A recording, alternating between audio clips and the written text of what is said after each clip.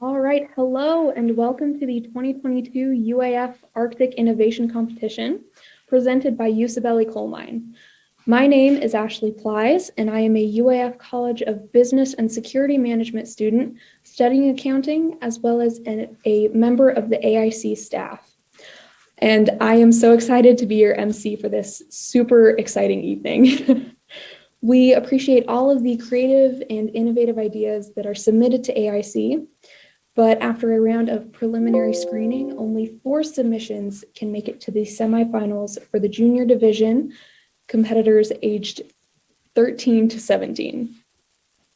The junior semifinalists will receive AIC backpacks, Cold Stone Creamery gift certificates, medals, such as this one, and cash prizes from $50 to $1,000.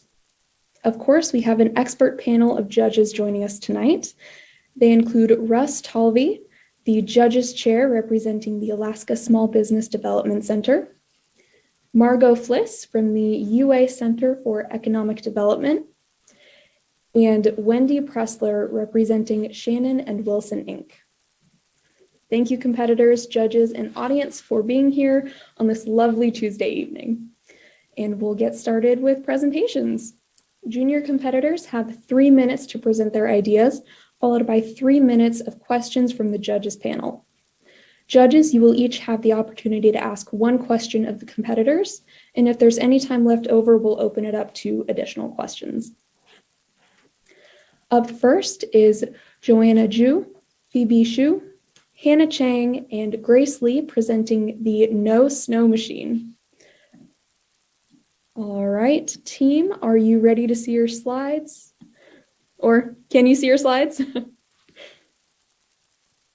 Perfect. All right, well, give us a thumbs up or a verbal let's go, and we'll start the timer.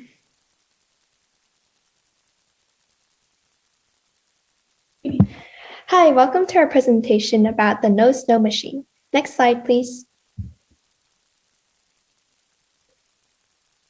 So the current problem is that in the wintertime, there's a lot of snow that accumulates on top of roofs, and that could lead to roof collapses, leakages, and flooding, and also roof snow avalanches, where a lot of snow all of a sudden falls off the roof and creates lots of damage. Next slide. Some solutions that are already present today are related to machines and people. Either people have to go onto their roof and manually remove the snow, which is very dangerous, or they would have to call snow removal services. But that creates a problem because they push the snow from the roof onto the floor, which creates a big mess. Next slide, please. This is the model of our prototype. The rotating blades inside the machine cuts through layers of snow and sucks them into a chute, and the snow is collected into a truck. The main advantage of our prototype is that unlike other machines, it doesn't spray the snow everywhere or create another mess to clean up. In addition, our proposed cost is $100 per hour, which is similar to the cost of manual shoveling, but is cheaper because it gets the job done faster. Next slide, please. We are aware that roofs are pitched at different angles. Therefore, to increase the machine's degree of freedom, we added joints to the extended arm. Each segment of the arm can extend itself, so it can accommodate roofs of any length. This also allows the truck to be at a distance from the house, which is necessary for fenced houses. The machine can revolve 180 degrees, so once it reaches the end of the roof, it turns, moves down, and slides horizontally to the other direction. Since the machine cleans the snow in layers, it takes less work than the common method of digging the snow out and removes the possibility of getting stuck. Next slide, please. In order to make our idea a reality, we would fundraise, make blueprints, and then contact existing companies for feedback on our blueprints. Then we would ask companies to manufacture our trucks and start our company. Next slide, please. Once we have established our company locally in Fairbanks, we hope to expand to the larger world because obviously it is not only Alaska that struggles with these snow roof problems. After we establish in Fairbanks again, we would hope to extend our company and make sure that everywhere around the world our machine can be sold. Our services can be offered. Next slide, please. Again, the main point of our idea is to make our lives all more convenient and one less worry for everyone. Next slide, please. Thank you so much. Thank you so much, team. What a wonderful kickoff to the night. We will go right into questions from some of our judges. In the chat, I have just sent the order in which the judges will be asking questions, and we'll start off with Russ.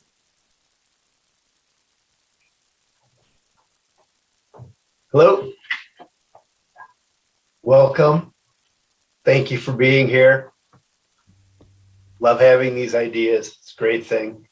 I wanted to ask, maybe it's a bit of a technical question, but the snow that we had this year that likely inspired your invention, we had some unique conditions that accompanied it, like rain between snowfalls. So if that occurred again, how would your machine work in a situation where there's snow and then ice and stratified layers of various densities? Oh yeah, so basically we installed blades, rotating blades in our machine so that it would actually break up the ice and snow, including both of them, into smaller chunks. And then we didn't have enough time to include it in our presentation, but we are actually going to install like another blade within the chute to break up the chunks into smaller pieces. And then so it'll go down much smoother. Great, thank you. Hi, No Snow team. Thank you so much for that presentation. I was struck by how incredibly interesting your design was. So I was curious if all of you have maybe taken engineering classes or robotics classes. I was just fascinated with this particular model. So I was wondering if you could speak to where your background came from, that you guys came up with this particular model for removing snow. Yeah, so the four of us, we all have a variety of interests related to engineering. Phoebe here, she did a lot of the technical parts, the engineering aspects of our machine. For me, I'm really interested in the architectural aspect, and I thought this was interesting because we're studying houses, how to remove snow off of roofs, and that included a lot of study on houses, which I was interested in. And Hannah here, she is very interested in the business and economic aspects of this, as well as Grace together. So yeah, I thought we were a really good match for this project. Wonderful, thank you.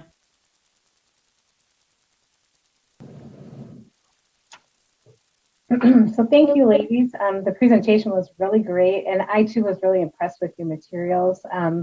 I really enjoyed seeing the 3D model that you made of your machine, and I'm just curious about how you would transfer the snow from one truck to another, maybe to get it off-site, and maybe how your machine is mounted to that truck.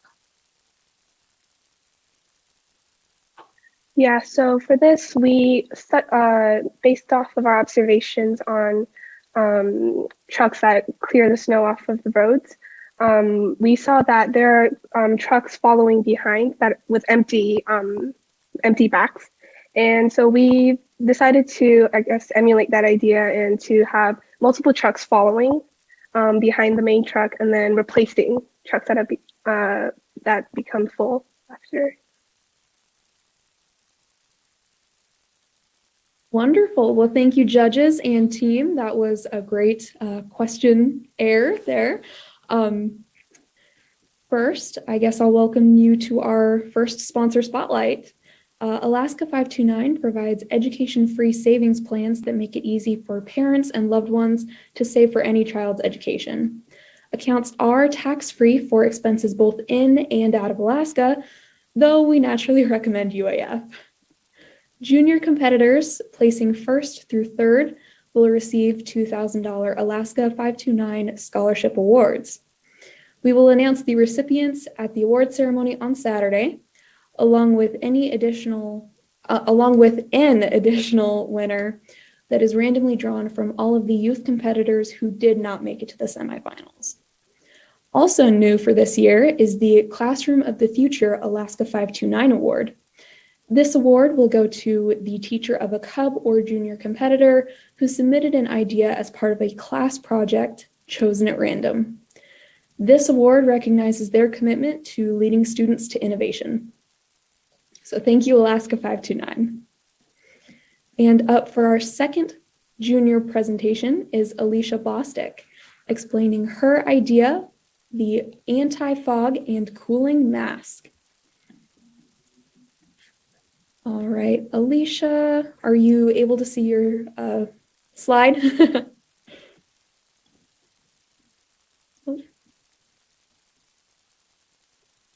I didn't do a slide because, but I do have notes on it. Hi, my name is Alicia whenever, am I good to go whenever? Okay. Yep, you're good. Okay. Hi, my name is Alicia Bostic. Have you ever been wearing those masks during the summer? I have been. I show at the Tanana State Fair in Fairbanks, Alaska, and we go out there at raining or sun. So when we wear our masks, they have like a protection screen, and I've always wanted to like feel cool in the masks, and I've always been so hot. And then I wear glasses all the time, so then I would fog up.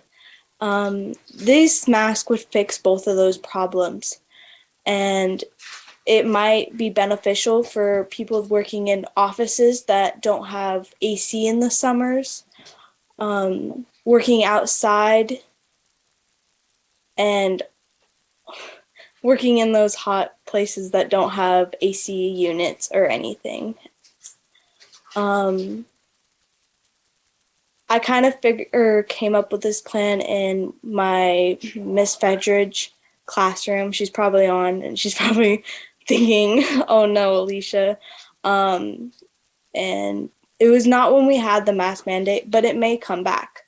And it may make us not want to wear masks again, and this might fix that problem. Any questions?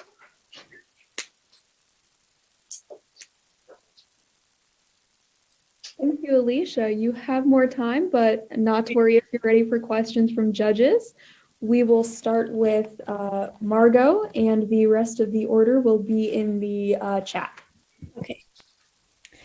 Thank you, Alicia. I wear glasses myself part of the time, so I understand the fogging up issue. I was just curious, you mentioned that you were came up with this idea in a class. I wasn't sure if that was a class where you were coming up with ideas like this, or you were saying that while in class, your glasses were fogging up constantly. I was hoping you could kick us off there.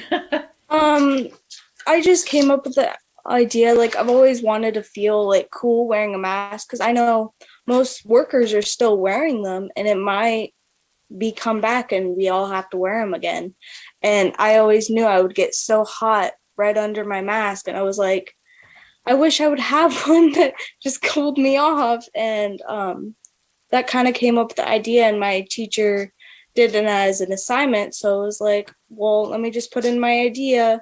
And so I came up with that idea, and then fogging is always a problem too. So yeah. Thank you, Alicia. You're welcome. Hey, Alicia, thanks for your presentation. I was wondering, so what makes your mask cool? Is it like a mechanical thing, or is it battery operated? Can you explain that part of it? We can probably, I haven't really came up with the full idea, but we can probably put gel, cooling gel in it, like what ice packs use, and maybe put it in the freezer before you go to work or something, and it just cools you right off and stuff. Okay, good answer. Thank you. You're welcome.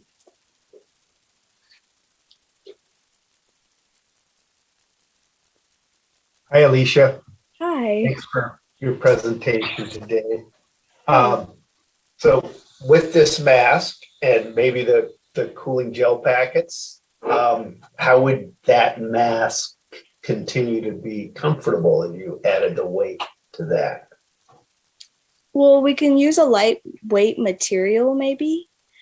I know a lot of like livestock, because I raise livestock, so that's pretty much what I do during the summers. I go show, and we can use a lightweight material and maybe find a lightweight material just to put on, and especially the bands around your ears, find a good stretchy material that doesn't hurt your ears, and do a lot of prototyping about that and stuff. Great, thank you. You're welcome. I have one other quick question, Ashley, if that's okay. So, Alicia, you do wear glasses. So I guess one of my questions was, in your mind, would this be something that you would wear like a mask underneath your glasses, or maybe would it attach to your glasses? Underneath. About that? Underneath? Okay. Yeah. All right. Thank you. You're welcome.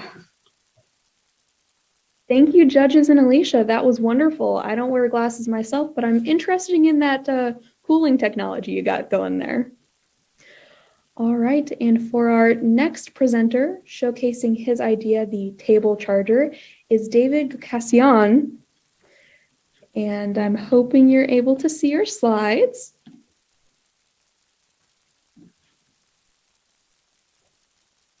You guys see me? Not just yet. Is it working now? Or? Yep. Oh, you guys can see me? Okay, good. Okay. All right, just give us a thumbs up when you're ready to go. Okay, ready, set, go. Hello, nice to meet you all. My name is David, and I'm here to present the table charger and tell you how it could revolutionize the world of chargers. But how, you ask? Advanced slide. In the modern classroom, you need computers. Computers have transformed the classroom, and not having one charged and ready will leave you greatly disadvantaged. I can't tell you how many times I've gone to school, opened my computer, only to see it nearly dead, and either I don't have the charger or all the outlets are used up. And for a long school day, supplementary charging is needed. So, and this can only happen in the perimeter of most classrooms. Advanced slide. So I invented the table charger, a table that would charge my devices without me even noticing. Once the classroom charging table is plugged into the floor receptacle, it'll be good for the whole day, automatically charging the students' devices as they come and go. For example, my teacher works in different classrooms, and every time he moves his charger, it costs him minutes, and in a year's time, that is hours lost. Now, something you might be wondering is, why not use conventional laptop chargers in the classroom? Advanced slide. The mess of wires and lack of available outlets needed for conventional wire charging makes this a very poor solution. Not to mention that it's a trip hazard and a fire hazard, having all those cords everywhere. A table charger cleans up this mess. Now imagine having just one of my tables in a classroom. A student needs a charge, let them sit at my table. Problem solved. And no concern for needing to remember to bring a charger to class. Most importantly, the mechanism behind the magic of wireless charging is safe for users. Advanced slide. You might have already guessed that the target demographic for my charging table is schools, but it could be used similarly at cafes, libraries, airports, corporations, or any public space. However, I know how sensitive school budgets can be, so my product will need to be affordable, durable, and safe. Advanced slide. You might be wondering how these tables work and if they are safe. The table charger will have wireless chargers permanently mounted inside with a thin yet durable work surface of wood or plastic over top. But is it affordable? Well, yes. This is a very well-developed charging technology that is readily available today through various companies. Advanced slide. I invented some variations of this amazing product, including the Theta Alpha D, a charge table that isn't completely covered in chargers to save some coin. Or, if you've got money to spend, you can get the Omega Kappa X, a charge table with fancy LED mood lighting built in. Ooh. And with that, I hope you all like my product and can see its usefulness like I do. Thank you all for your time, and I wish you all a good day. Any questions? Thank you so much, David. That was great. We will start with judges' questions, starting with Wendy and going through the order in the chat. Oh, Wendy, you're muted. Sorry. Dave, thank you. That your presentation was great. That was really interesting. So I guess my first question is, did you actually build that last table that you showed there in the pictures, the Kappa table? Is that something you created? Sadly, no. I wish I Okay. could make it, but no, I didn't. Sadly. Okay. So I guess, do you have any idea, have you thought about cost of the product to manufacture or to put onto market? Yes. So it's mainly going to be a table with wireless chargers built into it. And if you look for the price of wireless chargers, it's rough for phones. It's around like 10, 20 bucks. For computers, it can range from maybe somewhere in the 50s to 60s to hundreds. So obviously I need to do more experimenting, but at a high price, I would say 1,000 to 1,200, and maybe at the lower spectrum, around 500 would be my estimate. Okay.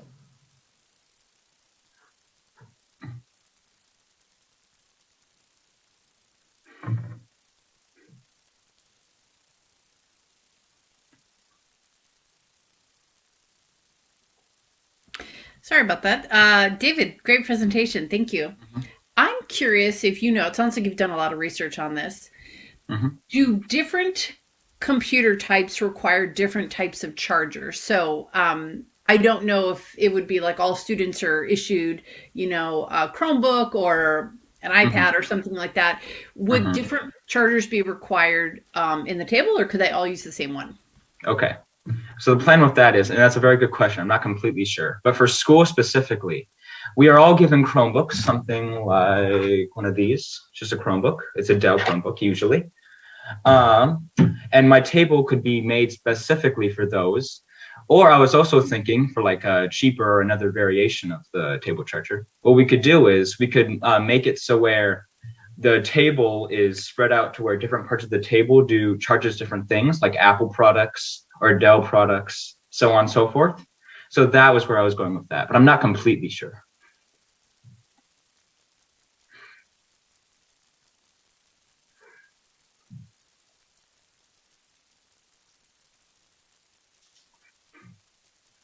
Great presentation, David. I loved your graphics. Thank you. A cute dog, cute cat, cute kids, the whole deal. Good marketing there. Thank you. Question about how the electromagnetic induction works. Then you've got us all kind of intrigued by it, it seems. So I set my laptop on there, but I have to put some kind of receiver pad on my laptop first. Is that what I understood? So how it works is, and I'm going to admit I'm not a complete professional on this, but how it works is for wireless charging, you usually put a device on the wireless charger, and it's like a pad or like a slight little pad. You put a device on the charger, and it will start charging that device. Now, depending on the different kinds of wireless chargers, some of them are like very specific, or it has to be in this one specific spot to charge, which is one I have, and it's really annoying. But there's also, I forgot what it's called, but there's another one where you could just set it down and it starts charging. So the only thing you're going to need is the table, right? And you just set it down on the table. You won't even notice that it's a charger. You just kind of set it down and it starts charging for you without you even noticing. Well, that was the intention. I hope I answered the question. I think you did. Perfect. Thank you, judges, and thank you, David.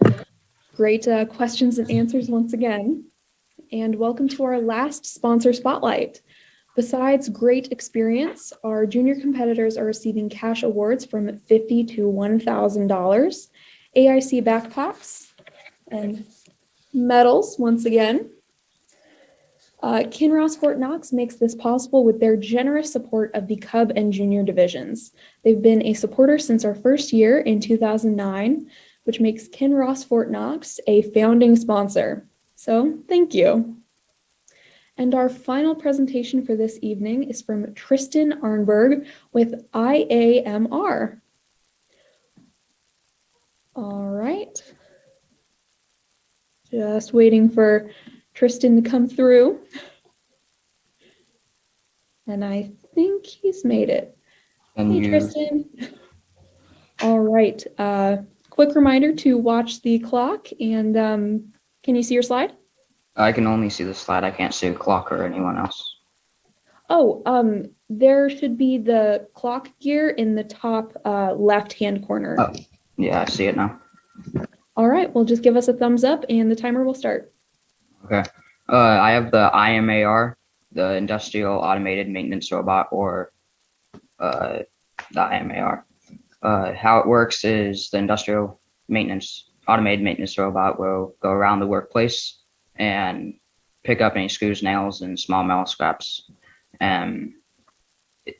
Will charge with a station that will have a plate on the magnet that will scrape it off, so all the metals will fall into like a container. And then it will also have prongs on the side of it that will charge it. I've made a little bit of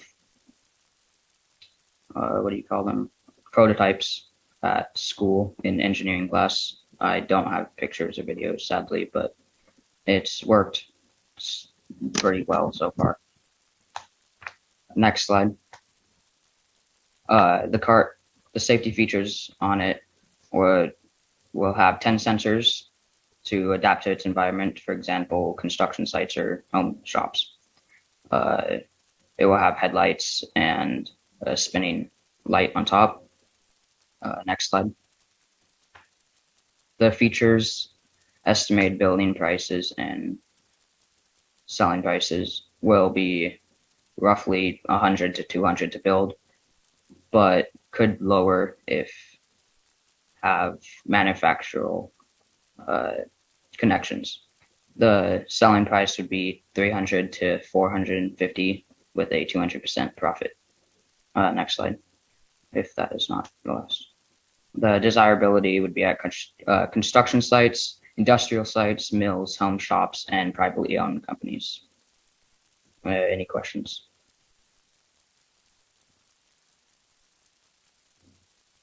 Wonderful. Thank you, Tristan. We will start off questions with Russ and then going in the order in the chat.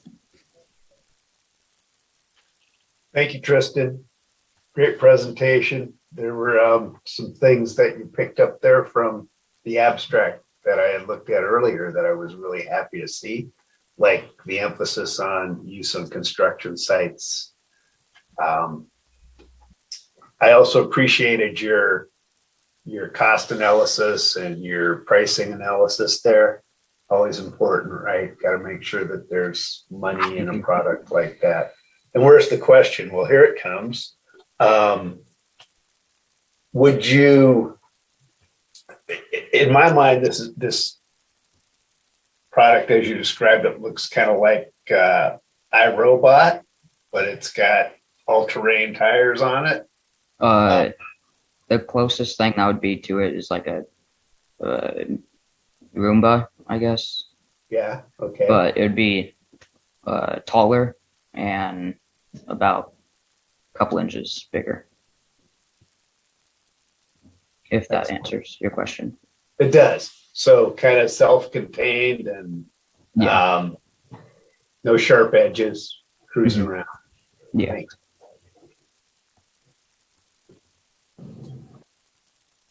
Hi, Tristan. Thanks for your presentation. And I also enjoyed your abstract quite a bit.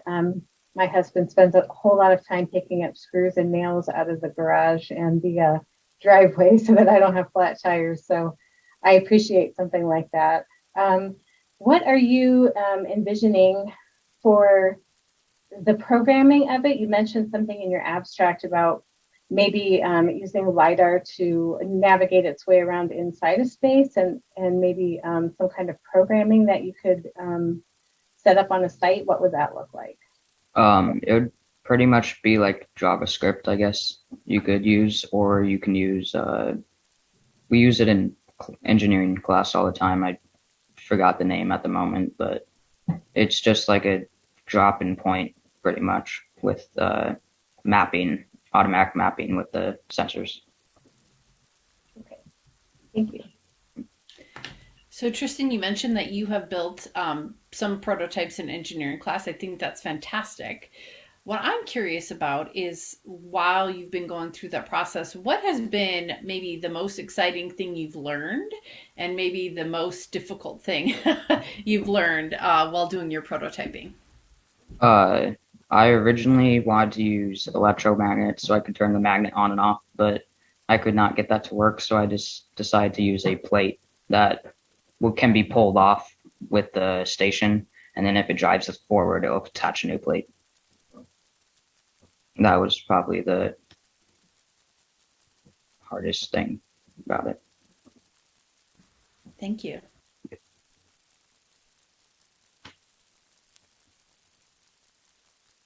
Perfect. Thank you so much, Tristan and judges, and all of our junior competitors. It is a big deal to make it into the AIC semifinals, and we really appreciate all of the hard work and creativity you put into your ideas, and really these were some amazing presentations, so great job. Join us tomorrow night at 5:30 p.m. for the first half of the main division semifinals for competitors aged 18 and over. But wait, who wants a fun and sunny vacation? During the awards ceremony, there will be a giveaway to audience members for 2 round-trip tickets to anywhere Alaska Airlines flies. For more information and method of entry, just attend the awards ceremony and you'll find out. All junior competitors will also return for a final presentation on Saturday at 1 p.m. In the meantime, don't forget to vote on your favorite ideas presented this year, including last night's Cub presentations, tonight's junior presentations, and the main division presentations tomorrow and Thursday. The idea with the most votes in each division will win the Chris Merrock All-State Fan Favorite Lego Award, which comes with this amazing trophy. I mean, cutest trophy I've ever seen, and $100. So tell your friends and family to cast their vote on the AIC website.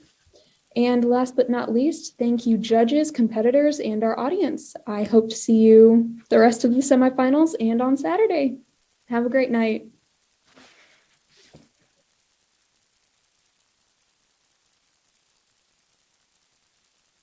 Recording stopped.